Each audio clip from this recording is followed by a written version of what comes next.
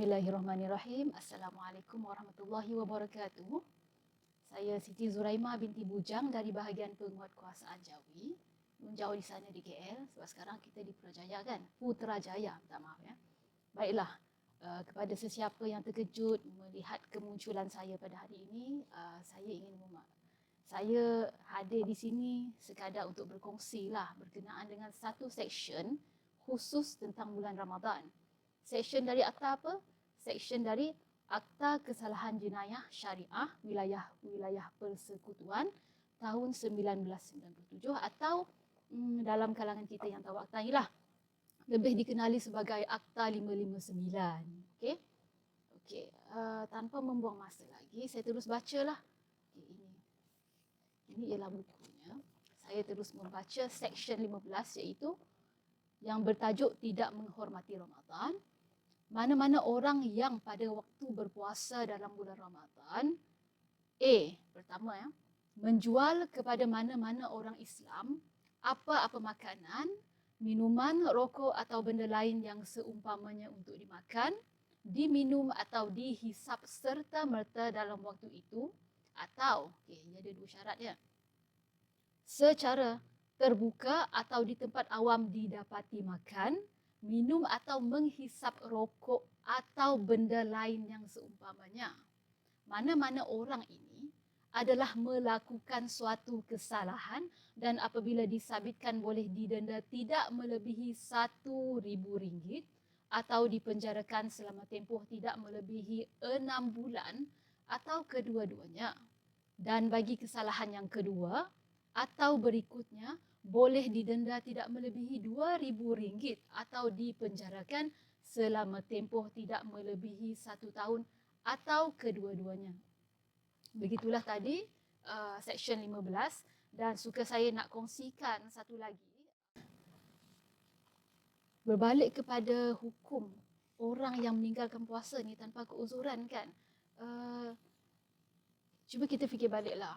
Kita ingat balik rukun Islam. Kita mengaku kita Islam, kita bertasyahud kan, asyhadu an la ilaha illallah wa asyhadu anna Muhammadar Rasulullah dari situ. Dan tidak cukup dari situ, kita perlulah menunaikan rukun-rukunnya untuk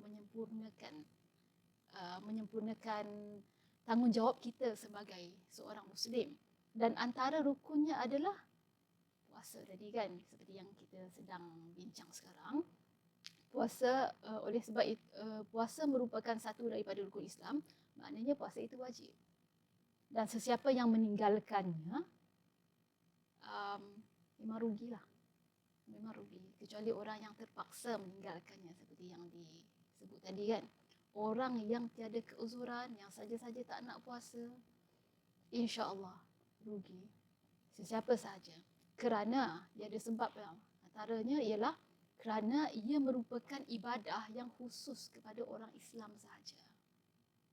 Bulan-bulan lain tidak wajib untuk berpuasa, tetapi bulan Ramadan ni khusus diperuntukkan untuk berpuasa kepada umat Islam dan hanya umat Islam sahaja yang dapat menikmatinya. Pertama. Yang kedua pula, ibadah puasa ni kalau kita sedar ya, ibadah puasa ini tidak ada institusi. Berlainan dengan solat kita ada masjid kan. Untuk ibadah zakat kita ada pusat agihan zakat. Tetapi puasa tidak. Betul tak? Tapi yang mudahnya,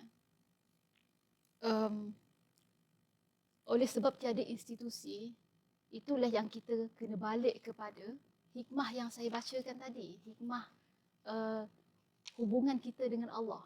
Kita tahu bulan tu bulan puasa, tapi ada makanan sedap di depan kita, ada biskut. Kalau kita pernah tengok lah, ada satu uji kaji tentang kanak-kanak yang ditinggalkan di dalam bilik kosong, di hadapannya ada biskut yang sedap.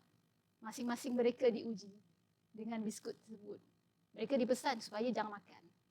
Berapa orang yang makan, berapa orang yang tak makan. Ada yang makan. Begitulah juga kita lah, macam bulan puasa kan. Ada banyaklah, bukan sekadar makanan saja, tetapi kata-kata. Macam sekarang kalau kita buka Facebook kan, kita tengok orang membawang. banyak ribah terdedah lah. Itu terpulang pada hati kita lah. Hati kita nak menahan diri ataupun nak ikut sama, menyambung-nyambung perbuatan ribah tersebut. Itu terpulang pada kita. Tetapi kalau kita sedar bahawa kita ni berpuasa betul-betul, kita cubalah untuk tidak melakukannya sebab kita tahu. Seperti hikmah yang pertama tadi, Allah melihat kita. Itu antaranya. Puasa tak nak tapi makan halal. Pertama. Kedua, nak kena cari tempat yang selamat. Ketiga, backup.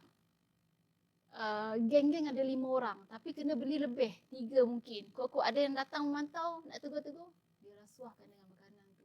Bukankah itu kerja? Itu satu kerja. Satu kerja, macam saya cakap tadi, saya ulang. Satu kerja nak cari makanan. Kedua, satu kerja nak cari tempat selamat. Satu kerja nak cari rancangan plan B, backup plan kan, kata orang Sarawak kan. Dan kita ingat benda tu hanya memberikan kesan kepada kita. Sebab kata, yang tak puasa saya. Orang lain tak berdosa. Yang berdosanya saya. Itu bagi orang yang tega nak bercakap macam itulah. Tetapi kita silap tau. Allah mengajar kita untuk memelihara hubungan kita, muamalat kita dengan orang sekeliling. Cuba tengok, apabila kita dah makan dan kantoi, sebenarnya perbuatan itu memberi kesan yang negatif, impak negatif ataupun bahasa yang mudahnya ialah menyusahkanlah. Contohnya pihak berkuasa nak kena buka borang, nak kena buat nak kena terima aduan orang-orang sekeliling kan yang ternampak. Nak kena buat aduan, nak kena buka borang, nak kena buat pemantauan, tangkapan, pergi mahkamah. Kalau boleh janganlah buat apa-apa. Kan dah cakap tadi, puasa tiada institusi dan kita hanya kena tahan diri saja. Tak perlu buat apa-apa, senang kan? Tahan lapar saja. Kalau tak mampu untuk menahan hati, cubalah tahan lapar. Sebab kesannya kepada masyarakat itu sebenarnya sangat besar. Okey. Kalaupun orang yang tidak berpuasa itu tidak kantoi, sebenarnya dalam diri dia memang ada tertinggal rasa bersalah lah. Yalah, kita tak boleh baca hati orang, tapi oleh sebab sebenarnya kita sedar bahawa majoriti orang Islam tahu bahawa puasa pada bulan Ramadan itu merupakan ibadah wajib, dan kalau kita makan saja-saja depan orang, ni masalah, kita nak menyorok. Walaupun makan menyorok, tak kantoi, tetap sedar satu benda, Allah nampak walaupun kita di mana-mana sahaja. Sebab itulah kita diselubungi rasa bersalah. Itulah. Baiklah, saya rasa itu sahaja perkongsian tentang Ramadan kali ini, dan saya haraplah walau tak banyak sedikit insya-Allah perkongsian saya pada kali ini dapat menambah ilmu kepada sesiapa sahaja yang sudi mendengar dan memberikan manfaat bukan sahaja kepada anda semua, tetapi termasuklah diri saya sendiri. Anda tahulah, insya-Allah bulan Ramadan ini menjadi lebih baik daripada Ramadan yang sebelum ini. Sama-samalah kita doakan ya. Sama-samalah kita doakan ya. Saya akhiri dengan wabillahi taufik wal hidayah. Assalamualaikum warahmatullahi wabarakatuh.